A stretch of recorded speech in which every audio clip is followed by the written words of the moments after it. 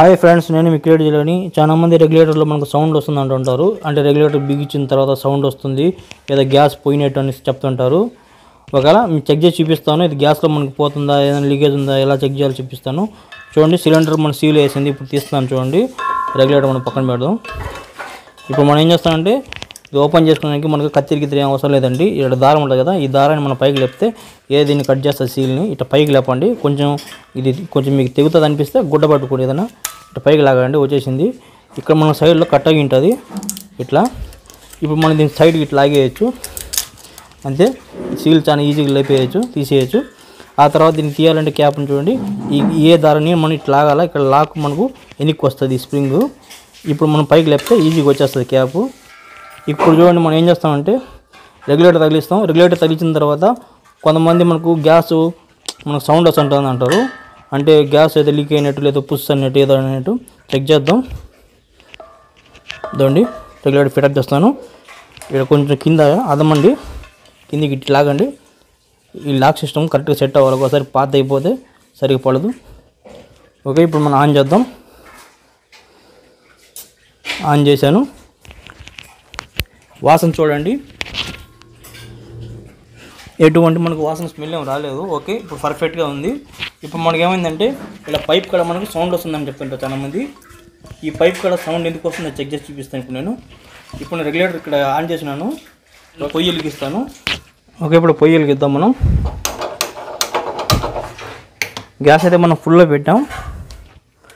Okay, gas మనకు ఫుల్లో వెలుగుతుంది. ఇప్పుడు మన సౌండ్ వస్తుంది అంటారు కదా చాలామంది, మన సిలిండర్లో చూపిస్తాను. ఇక్కడ చాలామంది సౌండ్ ఏమొస్తుందని చూడండి. ఇక్కడ పైప్ కూడా మనకు సిస్ అని మనకు ఏదో మనకు వాటర్ పోయినట్టు లేదంటే గ్యాస్ మనకు ఏదో సౌండ్ వచ్చినట్టు అనిపిస్తుంటుంది పైప్ కూడా. వినండి కొంచెం. ఈ సౌండ్ ఎందుకు వస్తుంది అంటే మనం గ్యాస్ ఆన్ చేస్తాం కదా, ఆన్ చేసిన వెంటనే మనం గ్యాస్ ట్రావెల్ అయ్యే సౌండ్ అది. ఓకేనా, మనం ఆడికి వెళ్తూ ఉంటుంది పొయ్యిలోకి, అందువల్ల మనకి ఇది సౌండ్ వస్తుంది. మీరు మెయిన్ భయపడాల్సింది ఏంటంటే చూడండి, ఇక్కడ మనకు గ్యాస్ ఎప్పుడు కూడా సరే లీకేజ్ ఏదైనా మనకి స్మెల్ రాకూడదు. మెయిన్ గ్యాస్ స్మెల్ రాకూడదు. స్మెల్ వస్తే డేంజర్ అండి, రాకూడదు. ఓకే, గ్యాస్ సౌండ్ వచ్చినా ఏం పర్లేదండి, ఎటువంటి భయపడాల్సిన అవసరం లేదు. అంటే మన గ్యాస్ పైప్లో మనం ట్రావెల్ అయ్యేది అంటే వెళ్తుంటుంది కదా పైప్లో, అది సౌండ్ రావచ్చు.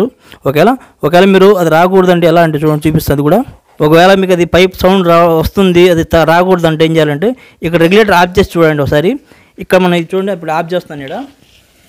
ఇక్కడ మన సౌండ్ వస్తుంది కదా, మన గ్యాస్ వెళ్ళేది, అది ఆఫ్ అయిపోతుంది చూడండి. ఇప్పుడు ఆఫ్ చేశాను.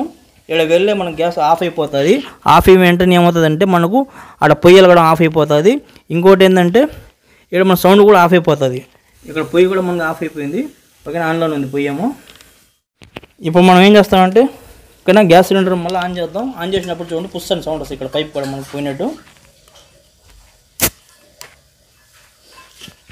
ఈ విధంగా మన గ్యాస్ వెళ్ళే సౌండ్ అది. ఇప్పుడు మనం పొయ్యి వెలిగించేద్దాం. గ్యాస్ ఆన్లో ఉంది. ఓకే, పొయ్యి వెలిగించేసాను.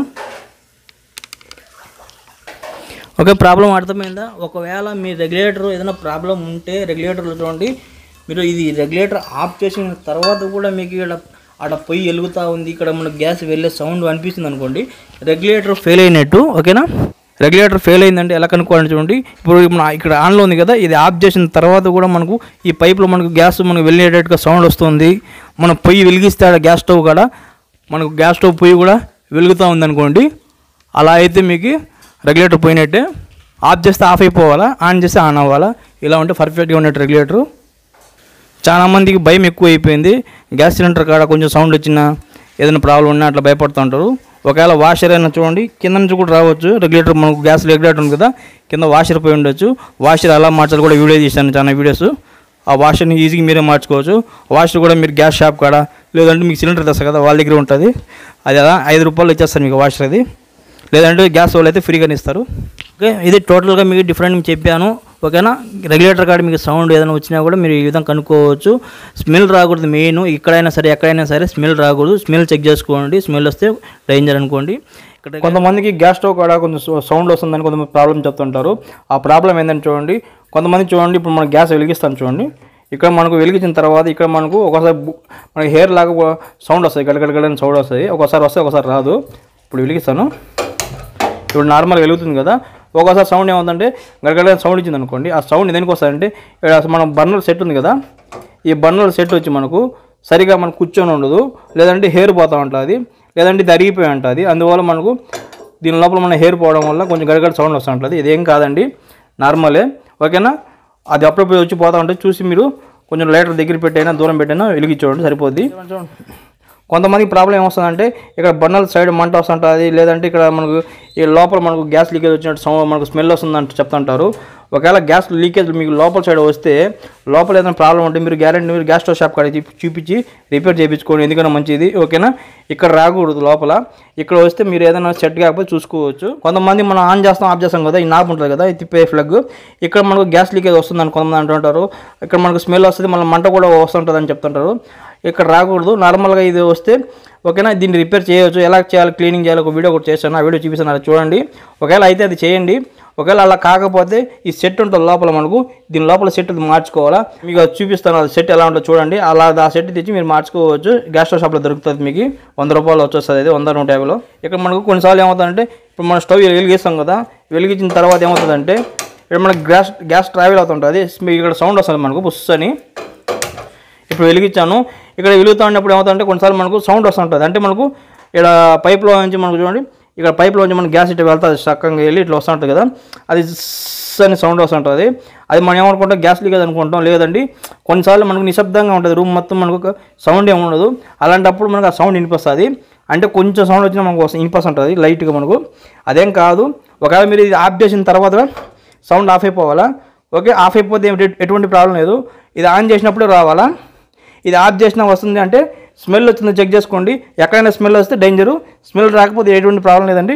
ఇదే అండి టోటల్గా మీకు గ్యాస్ స్టవ్ కానీ సిలిండర్ కానీ ఎక్కడైనా సరే మీకు గ్యాస్ లీకేజ్ సౌండ్ ఏదైనా ప్రాబ్లం ఉంటే ఎలా చేయాలో చెక్ చేసుకోవాలి, ఎలా రిపేర్ చేయాలో చూపించాను. ఇంకా మన గ్యాస్ సిలిండర్లో వాషర్ ఎలా మార్చాలి, ఇంకా గ్యాస్ స్టవ్ రిపేర్ అన్నీ చేశానండి.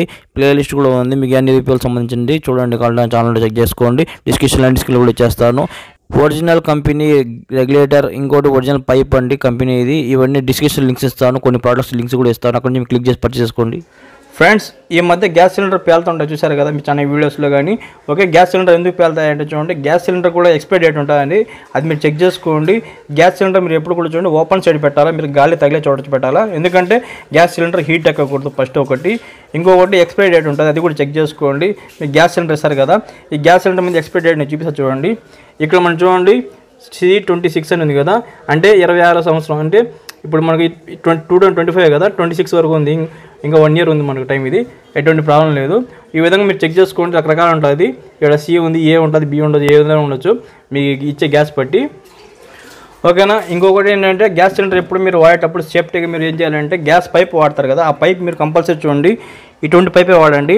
ఇటువంటి పైప్ మనకు చాలా హార్డ్గా ఉంటుంది, మీకు అంత ఈజీగా బ్రేక్ అవ్వదు. దీనివల్ల మనకు ఎటువంటి ప్రాబ్లం ఉండదు, గ్యాస్ లీకేజ్ కానీ పేలడం ఇలాంటి సమస్య ఉండదండి. ఈ పైపే వాడండి. కంపెనీ పైప్ వచ్చి మనకు చూడండి ఇది 200 రూపీస్, లేదంటే 180, 150లో దొరకవచ్చు.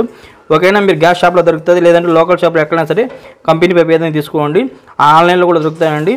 ఓకేనా, ఇటువంటి పైపులు వాడితే మీకు ఎటువంటి సమస్య ఉండదు, సేఫ్టీ ఎక్కువ అండి. ఓకే, నా వీడియో కానీ మీకు నచ్చినట్లయితే నా ఛానల్ సబ్స్క్రైబ్ చేయండి, షేర్ చేయండి, లైక్ చేయండి, కామెంట్ చేయండి. చూస్తున్నానండి ఇలాంటి క్రియేటివ్ ఇంకోసారి కలుసుకుందాం. అందరూ బాయ్ ఫ్రెండ్, మీకు క్రియేట్ చేయాలని.